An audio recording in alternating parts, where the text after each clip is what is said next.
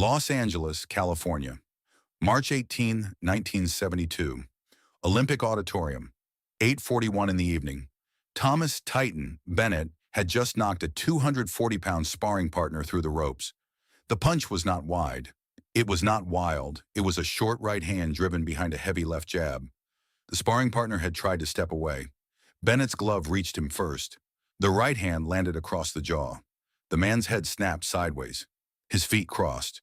His back hit the top rope. Then the rope gave under his weight and he spilled onto the narrow platform outside the ring. The crowd rose. Bennett did not. He stayed near center ring with both gloves at chest height, breathing through his nose. He was 34 years old, 6'6", 261 pounds, an 85-inch reach, broad shoulders, long arms, a deep chest, a narrow waist for a man his size. His face carried the marks of professional boxing, a flattened nose, a pale scar over the left eyebrow, a thicker line beneath the lower lip. He wore dark navy trunks with a white waistband, black boxing shoes, and red leather gloves. He was the reigning world heavyweight boxing champion, 42 professional fights, 38 victories, 31 knockouts. No man had stopped him. No man had pushed him backward for more than a few seconds. Bennett walked to the ropes and looked down at the sparring partner being helped to his feet. The man nodded that he was all right. Bennett stepped back. This was a public training exhibition before his next title defense. Bruce Lee watched from the first row. He wore a fitted black long-sleeve shirt, dark trousers, and black shoes. His black jacket rested folded across his knees. He had been invited as a guest by a Los Angeles sports promoter named Leonard Walsh. Walsh wanted martial artists, boxers, wrestlers, and journalists in the same room. He believed the audience would enjoy seeing different worlds share one building. Bruce had agreed because he wanted to watch Bennett's timing. Not the size, not the knockouts. The timing behind the size. Bennett did not throw every punch with full power. He made men react to the jab. He moved their guard. He stepped across their escape. Then he placed the right hand where the head was going. That was what interested Bruce. The sparring partner climbed back through the ropes. Bennett touched gloves with him. Then the trainer removed the man's headgear and led him toward the corner. A journalist near the ring apron raised his voice. "Titan, they say Bruce Lee has the fastest hands in the world." The audience reacted before Bennett did. Several people turned toward the first row. Bruce remained seated. Bennett looked toward the journalist, then followed the man's gesture. His eyes found Bruce. The champion stared for several seconds. The size difference was immediate, even across the ring. Bennett stood above the ropes like a tower. Bruce sat still in black below him. Another journalist called out, "Do you believe speed can beat heavyweight power?" Bennett walked toward the near side of the ring. He placed both red gloves on the top rope, then looked directly at Bruce. "Speed beats men who wait." The room became quieter. Bennett continued, "I don't wait." A few people laughed. Bruce looked at the champion's feet. Bennett saw it. He lifted one glove and pointed toward the first row. "They say you can hit before a man moves." Bruce answered from his chair, "Sometimes." The crowd reacted to the calm reply. Bennett leaned farther over the rope.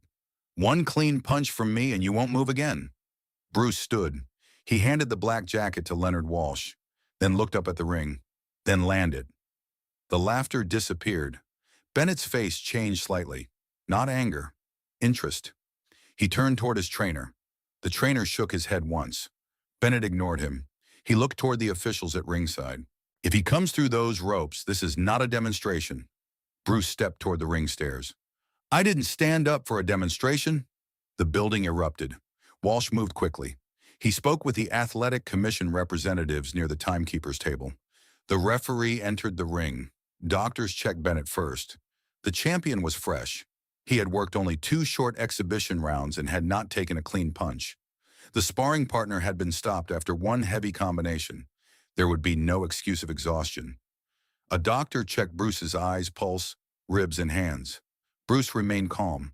The commission refused a bare-knuckle fight. The compromise was simple: 8-ounce training gloves. Punches to the head and body. Open hand strikes were not allowed with the gloves. Kicks were permitted to the legs and body. No kicks to the head. No knees. No elbows. No takedowns. No attacks after a knockdown. The match would end by knockout, surrender, or referee stoppage. No points, no judges, no scheduled rounds. Bennett stayed in the same dark navy trunks, black shoes, and red gloves. Bruce removed his jacket and put on small black training gloves. He kept the fitted black shirt, dark trousers, and black shoes. The referee called them to center ring. Bennett looked even larger at close range. His shoulders were level with Bruce's eyes. His reach seemed to cover half the ring. Bruce stood angled, lid hand loose, weight light. Bennett stood in a classic heavyweight stance. Left glove forward, right glove near the chin, shoulders relaxed, feet planted. The referee looked at both men.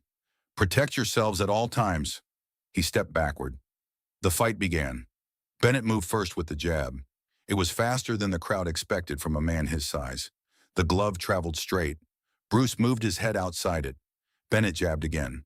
Bruce shifted half a step. The glove missed the face and touched the shoulder. Bennett did not chase. He stepped forward and took the center. Bruce circled left. Bennett cut the angle. The third jab touched Bruce's chest. Not hard, a measurement. The right hand came behind it. Bruce leaned outside the line. The red glove passed near his cheek. The audience reacted to the near miss. Bennett had covered the distance without loading. Bruce touched a quick straight lead toward the champion's face. The black glove landed lightly on the forehead. Bennett barely moved. He jabbed at once. Bruce slipped. The right hand followed toward the body. This one landed. Bennett's glove drove into the lower ribs beneath the black shirt. Bruce's torso shifted from the force. The crowd roared. Bennett stepped away before Bruce could answer. He had shown the first danger. He did not need a perfect headshot. A clean body punch from him could change the fight. Bruce circled. Bennett followed behind the jab. Bruce attacked the lead leg. A fast stop kick landed against the outside of Bennett's thigh. The heel made clear contact. Bennett's front leg moved half a step. Bruce immediately drove a straight lead into the chest. The black glove compressed against Bennett's sternum. Then Bruce stepped outside the return. The audience reacted. 2 clean attacks. Visible. Direct. Bennett looked down at the mark on the thigh. Then at Bruce. He came forward with more pressure. Jab. Jab. Right hand. Bruce slipped the first. Parried the second. The right glove clipped the side of his head. Not full power. Enough to turn the face. Bennett followed with a left hook to the body. The glove landed hard beneath Bruce's elbow. Bruce's back touched the ropes. The champion stepped in. The crowd rose. Bennett threw another jab. Bruce moved under it. A right uppercut came toward the center. Bruce shifted outside. The glove passed close. Bruce drove a short, straight punch into Bennett's ribs. The black glove landed under the left elbow. Bennett tightened the body but stayed close. Bruce hit the same line again, then used a side kick to the hip to create space. The heel landed full contact. Bennett's huge body moved backward 1 step. Bruce left the ropes. The crowd reacted louder. The kick had not thrown Bennett across the ring. It had moved him. That alone mattered. Bennett reset near center. He touched both gloves together, then began using the jab differently, not only toward Bruce's face, toward the chest, toward the shoulder, toward the space Bruce needed to enter. The long left hand became a moving wall. Bruce tried a straight lead. Bennett's jab reached him first. The red glove landed on the forehead. Bruce's head moved back. The right hand followed. Bruce stepped outside it.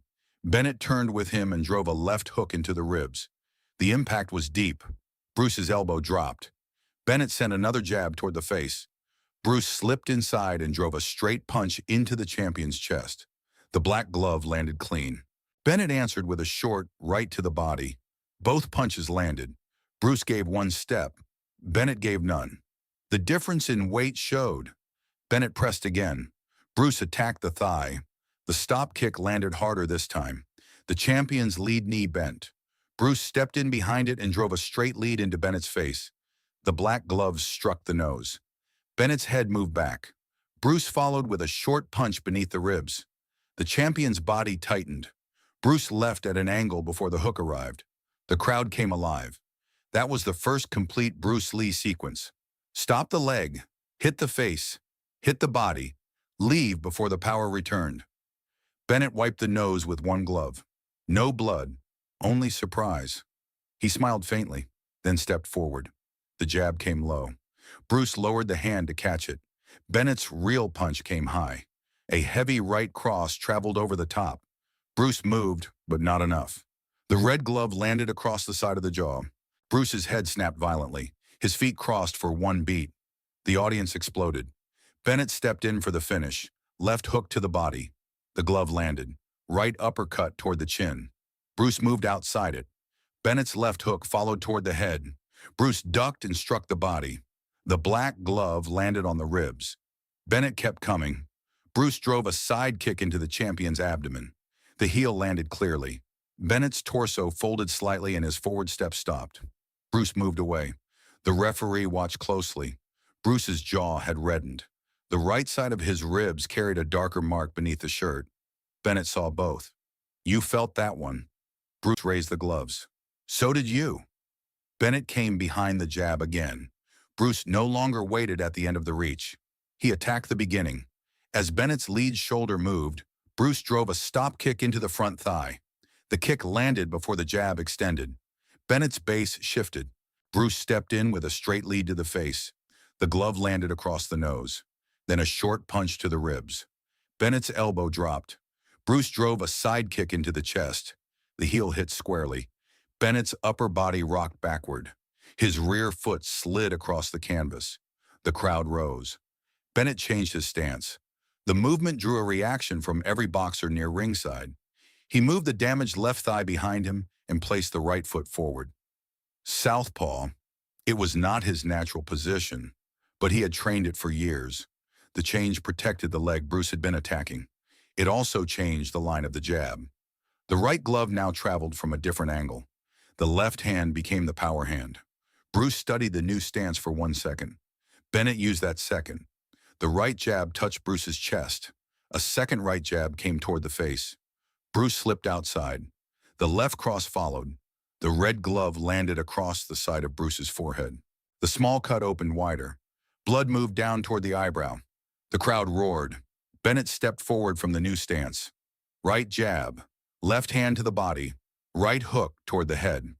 Bruce moved under the hook, but the left body punch landed deep. The black shirt pulled into the ribs. Bruce gave one step. Bennett took it. The champion's southpaw stance had done more than protect the damaged leg. It had changed the map. Bruce's familiar exit now moved toward the power hand. Bennett knew it.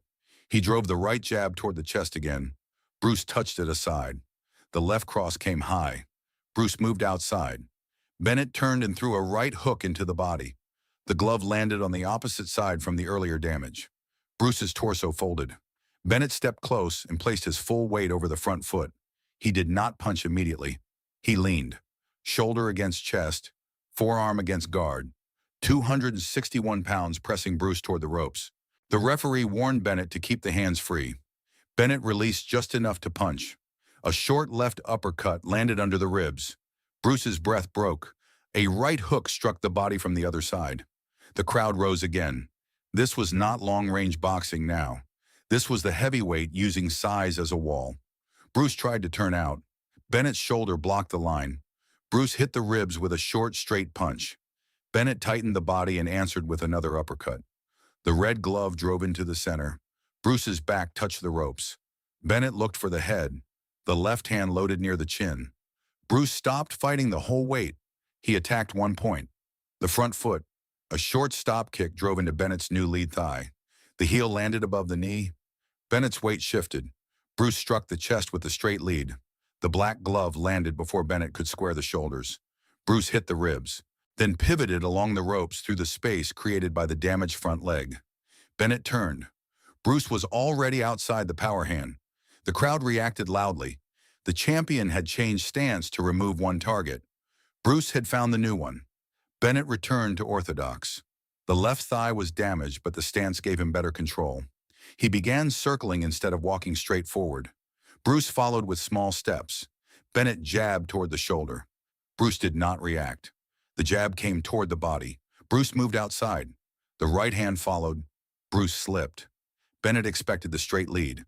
Bruce gave him the side kick instead. The heel drove full contact into the champion's abdomen. Bennett's torso folded and his rear foot slid. Bruce stepped in with a straight lead to the face. The black glove landed on the nose. Then a short hook to the body.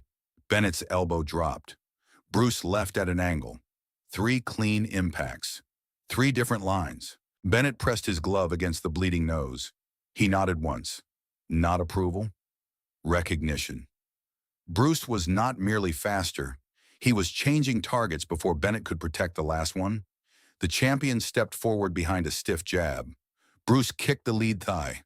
Bennett absorbed it and fired the right hand. Bruce leaned outside. The glove missed by inches. Bruce hit the chest. Bennett answered with a left hook. Bruce ducked. The hook passed over the head. Bruce struck the ribs. Bennett turned. Bruce drove a side kick into the hip. The impact stopped the turn. Bennett's huge frame moved sideways. The audience shouted. Bennett recovered and attacked with a double jab. The first touched Bruce's glove. The second landed on the forehead. The right cross followed. Bruce moved late. The red glove struck the cheek. Bruce's head snapped. Bennett stepped closer. A left hook drove into the body. Bruce folded. The champion fired another right hand toward the head. Bruce slipped inside and struck the ribs. Bennett stayed on him. Bruce hit the same place again. The champion's breath left harder. Bennett tried to lean and smother. Bruce drove the shoulder beneath the chest, created half a step, and fired a short side kick into the abdomen. The heel landed before Bennett could settle the weight. The champion gave 2 backward steps. Bruce did not chase the head. He attacked the lead thigh again. The stop kick landed. Bennett's knee dipped. Bruce drove the straight lead into the face, then moved away before the right hand returned. The exchange showed the difference clearly. Bennett could still hurt Bruce with 1 clean punch. Bruce was making him pay 3 times for every attempt to land it. The heavyweight champion had been moved 3 times in one sequence. Bennett reset with a harder expression. He was no longer treating Bruce as a smaller man with quick hands. He was treating him as an opponent. The next exchange became faster. Bennett jabbed. Bruce slipped. Bennett hooked the body. Bruce turned enough to reduce the impact. Bruce hit the chest. Bennett fired the right. Bruce moved outside and kicked the thigh. Bennett turned. Bruce landed a straight lead on the face. Bennett's left hook came behind it. The glove clipped Bruce's temple. Bruce gave 1 step. Bennett pressed. Bruce side-kicked the hip. Bennett absorbed part of it and kept moving. The champion finally trapped Bruce near the blue corner. His jab touched the chest. The right hand went to the body. It landed hard. Bruce's breath shortened. Bennett drove a left hook into the opposite ribs. The black shirt pulled tight under the impact. Bruce folded slightly. The audience roared.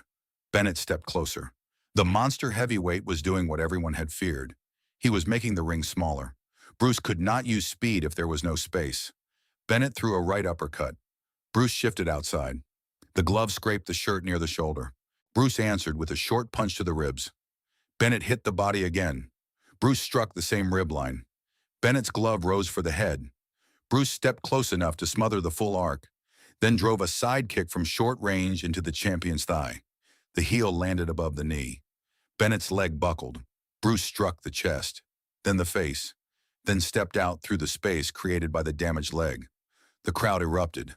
Bennett turned slowly. The lead thigh had begun to redden. Bruce's ribs were marked on both sides. The champion's face remained calm, but his breathing had changed, not from exhaustion, from repeated body contact. Bruce saw it. Bennett jabbed again. Bruce did not chase the head. He struck the body beneath the jab. The black glove landed under the sternum. Bennett tightened. Bruce stepped outside and kicked the lead thigh. Bennett's leg moved. Bruce landed a straight lead on the face. The champion answered with a right hand. Bruce leaned outside. The glove missed. Bruce drove a side kick directly into the body. The heel landed at the center of the abdomen. Bennett gave 2 backward steps. The audience shouted. The champion stopped near the ropes. He had not been hurt badly, but the ring had changed. Bruce was no longer escaping Bennett's pressure. He was making Bennett reset. Bennett came off the ropes behind a double jab. Bruce slipped the first. The second touched the cheek. The right cross followed.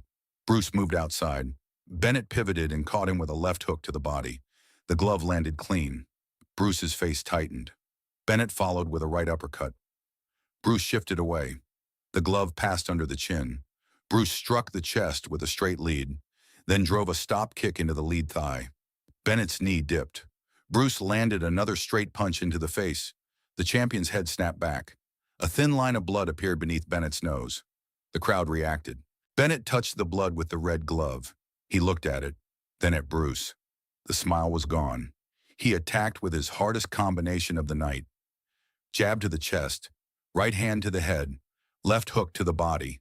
Bruce slipped the jab. The right glove clipped the side of his face. The hook landed fully under the ribs. Bruce's body folded. Bennett stepped forward. A second right hand came. Bruce moved late. The glove struck the forehead and opened a small cut near the hairline. Blood appeared at once. The referee moved closer. Bennett pressed. Bruce's back neared the ropes. The champion jabbed. Bruce parried. Bennett threw the right. Bruce slipped inside and drove a short punch into the ribs. Bennett's left hand reached for the body. Bruce struck first again. Another punch beneath the elbow. Bennett tightened. Bruce drove a stop kick into the damaged thigh. The champion's base broke for 1 second.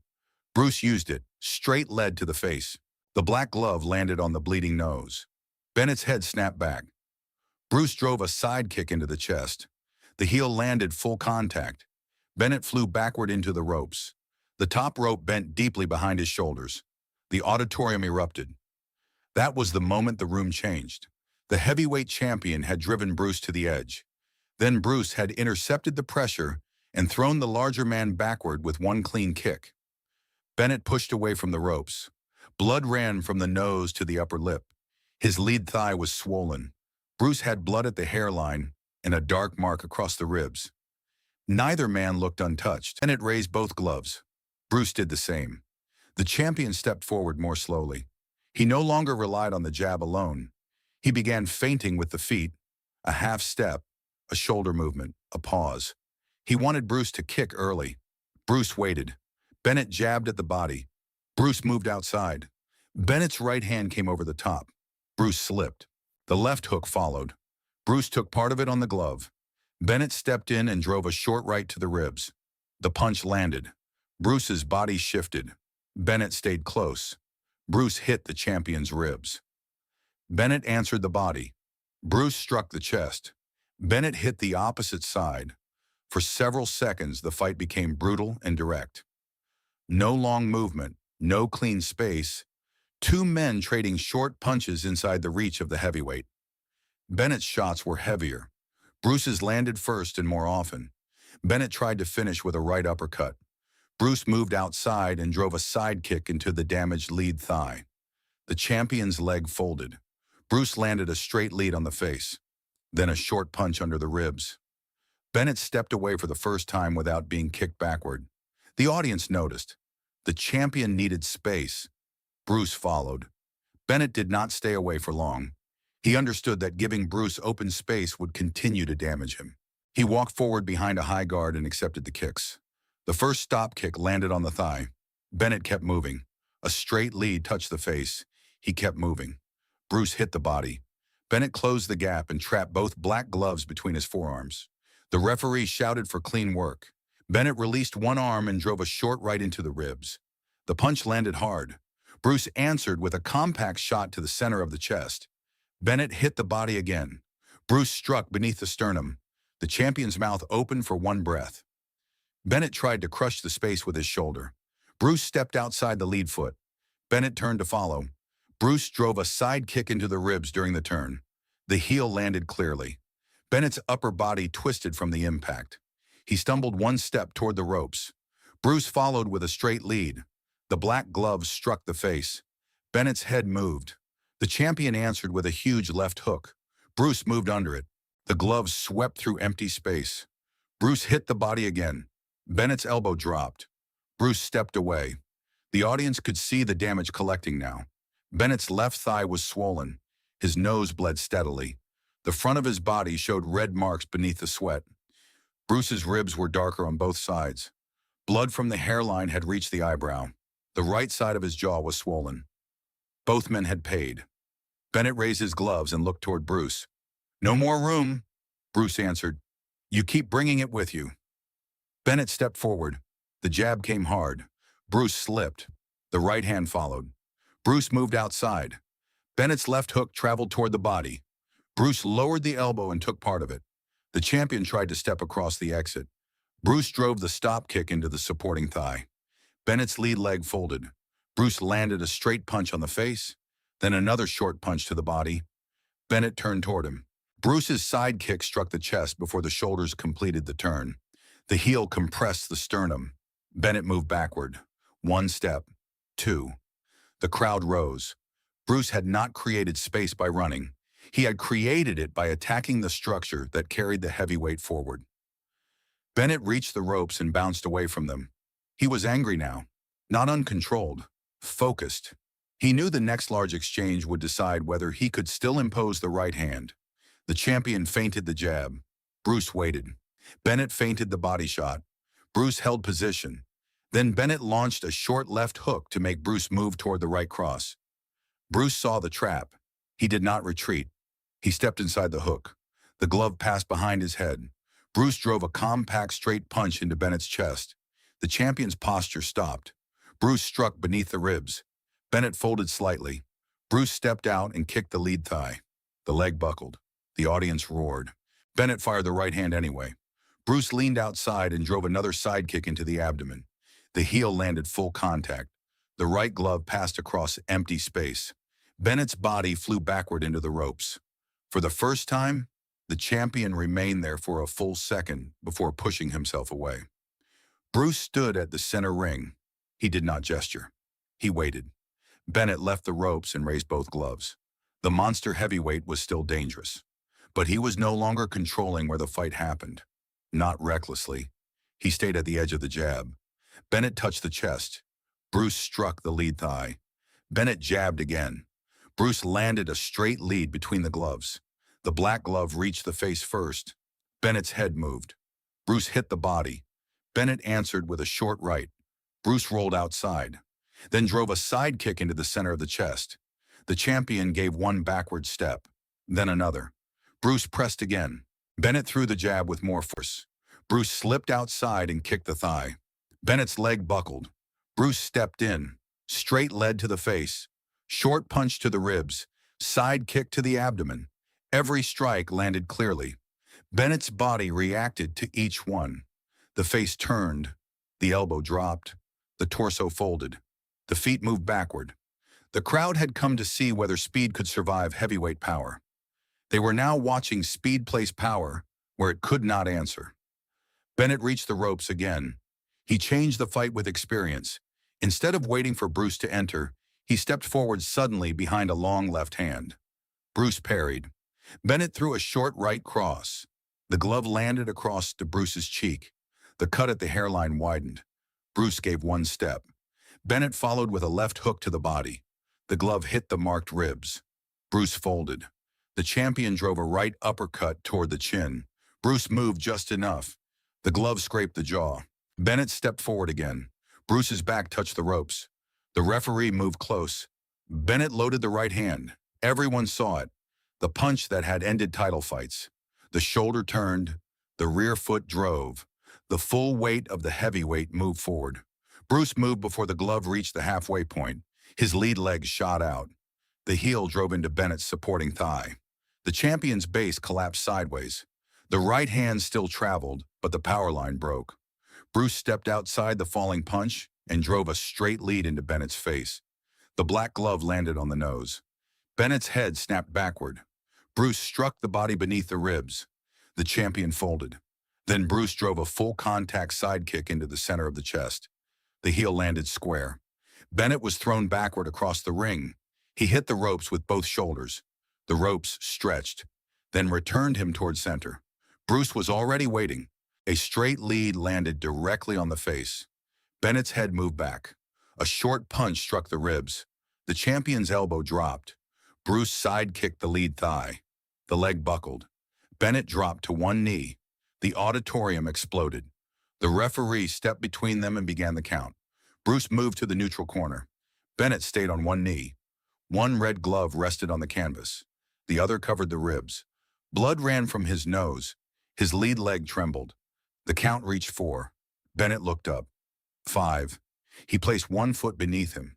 6. He pushed to standing. 7. The referee checked his eyes.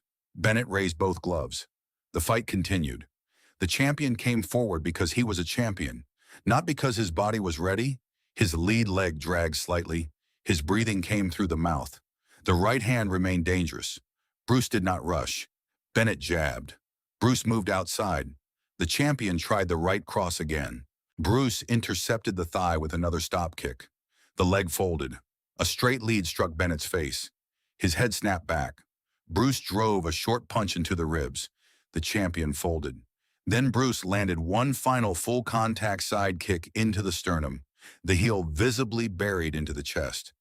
Bennett's entire upper body flew backward. His feet crossed. He dropped to both knees. The referee rushed in and waved the fight off. Bruce stopped immediately. He lowered his hands. No celebration, no shout, no victory pose. Bennett remained on both knees for several seconds. The crowd stood around the ring. Some shouted Bruce's name.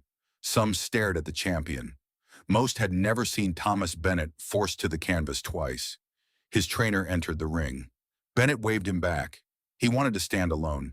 He planted one glove on the canvas, then the other on his thigh. He rose slowly. The audience applauded him. Bruce waited near center ring. Bennett walked toward him. The size difference remained. The outcome had not changed it.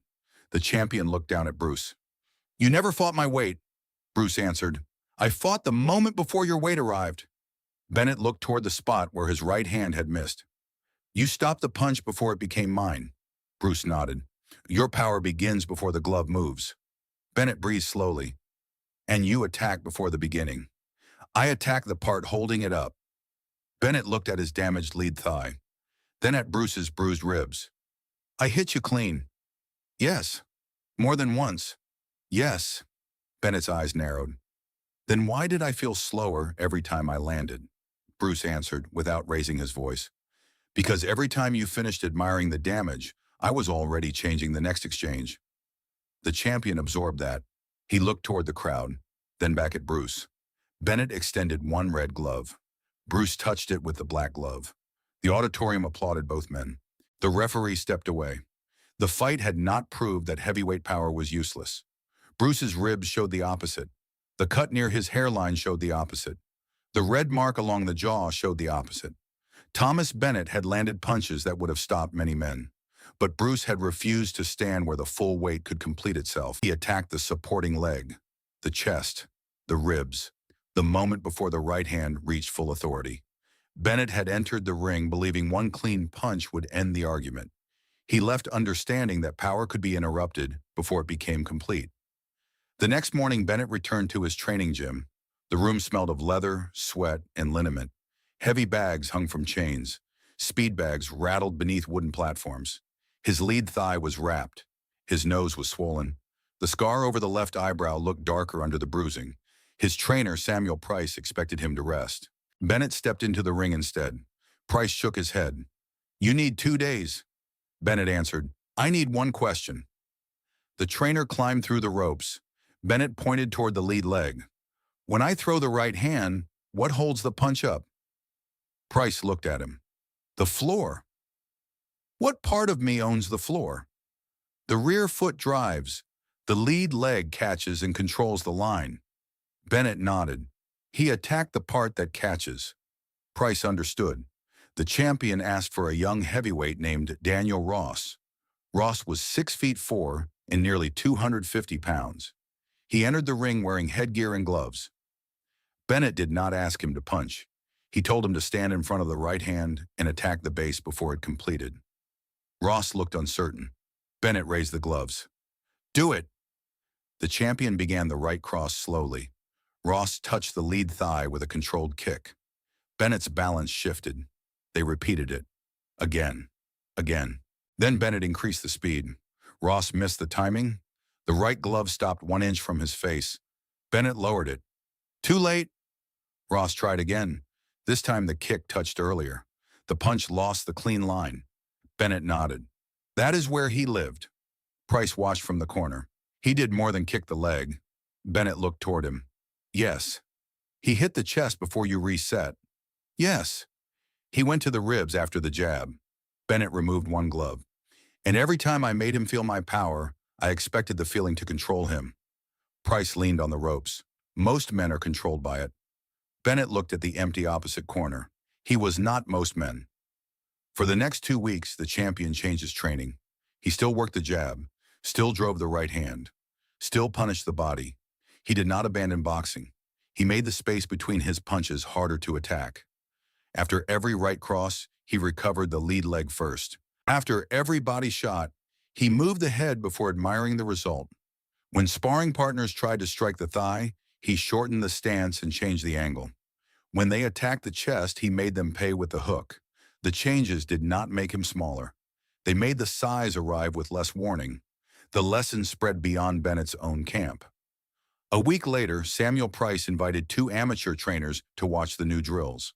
One worked with lightweights, the other trained heavyweights. They expected to see Bennett practicing kicks. He did not. He remained a boxer. The drill was about recovery. Bennett threw the right hand at the heavy bag. Before the bag swung back, he recovered the rear foot, moved the head, reset the lead leg, then threw again. Price stood beside the ring with a wooden pointer aimed at the floor. "Do not watch the glove," he told the younger fighters. "Watch the base beneath it." Bennett repeated the right hand. The bag jumped from the impact. His feet returned to position before the chain finished shaking. The heavyweight trainer nodded. "That makes the punch less powerful." Bennett heard him. "No." He struck the bag again. "It makes the second punch possible." The trainer watched the feet. Bennett continued. Jab, right hand, recover, hook to the body, move the head, reset. Nothing in the combination looked slower. It looked less satisfied with itself. That was the change. Before Bruce, Bennett had trusted the damage to create the next opening. Now he created the next opening himself. The distinction followed him into every sparring session. When a punch landed, he did not stand and admire it. When a partner stumbled, Bennett cut the next angle. When the right hand missed, he recovered the leg before the counter arrived. The heavyweight still fought with power, but the power no longer expected fear to complete its work. Bruce returned to his own training with marks still visible across the ribs. One student asked whether Bennett had been the hardest puncher he had faced. Bruce considered the question. "The heaviest," the student asked. "Isn't that the same thing?" Bruce shook his head. "Hard is what reaches you." He touched the bruised side. "Heavy is what happens when it stays connected." The student looked confused. Bruce placed him in front of a padded shield. He asked another man to drive the shield forward. The students stepped back under the pressure. Bruce stopped them, then showed the difference. He met the shield before the arms extended, turned the angle, struck the supporting line. The pressure moved past him. The weight was real, Bruce said, but it needed a road. He looked toward the student. "Do not fight the whole truck after it arrives. Close the road." 3 months later, Bennett defended the heavyweight title. His challenger expected the old pattern. Jab, step, right hand, pause. The pause never came. Bennett struck the body, moved the head, recovered the base, then landed the right hand again. The challenger went down in the 9th round. Reporters asked what had changed. Bennett did not mention Bruce's name at first. He said, "I stopped believing that a landed punch finished the exchange." A journalist asked, "Who taught you that?" Bennett looked toward the cameras. "A smaller man who arrived before the weight did." Los Angeles, California, March 18, 1972, Olympic Auditorium. Thomas Bennett had pointed toward Bruce Lee from the ring because he believed speed belonged to lighter men and power belonged to heavyweights. He believed one clean punch would make every other difference meaningless. For part of the fight, he looked correct. His jab controlled distance. His body shots bent Bruce. His right hand opened the face. His left hook drove Bruce toward the ropes. The danger was real, but Bruce did not try to become heavier. He attacked what allowed the weight to arrive: the supporting thigh, the chest before the shoulders reset, the ribs after the jab, the balance beneath the right hand. And when the champion committed to the punch everyone feared, Bruce reached the structure first. Stop kick to the supporting leg, straight lead to the face, short punch to the ribs, full contact side kick to the chest. The monster heavyweight had all the power in the building. Bruce Lee kept arriving before he could use all of it.